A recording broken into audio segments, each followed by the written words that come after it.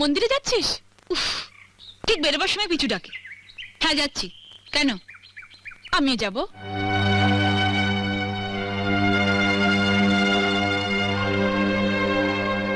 এইভাবে যাবে? এই পোশাকে? লোকে ভাববে চৌধুরী বাড়ির বউ আর ঝি যাচ্ছে। মানে আমার এই শাড়িটার দাম 2000 টাকা, আর তুমি এরকম একটা সস্তার শাড়ি পরে মন্দিরে যাবে, তাও আবার আমার সাথে? তোমার মান সম্মান না থাকতে পারে, কিন্তু আমার আছে। ও এই কথা। তুই দাঁড়া, আমি এক্ষুনি শাড়িটা বদলে আসছি। এটা ধর।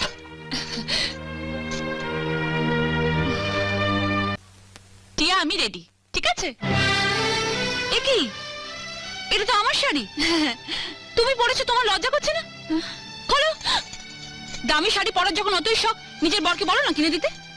সে মূলত নেই। ভিখারি কোথাকার। কি বলছিস তুই টিয়া? তুই আমি তুই যা, আমরা বোনের মতো।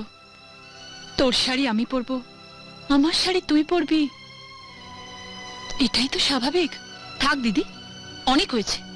আবার না বলে বসো তোমার বরকে আমি রাখবো, আমার বরকে তুমি রাখবে, সেটাও স্বাভাবিক। টিয়া, কি আবার চোখ রাঙানো? খোলো, খোলো বলছি আমার শাড়ি।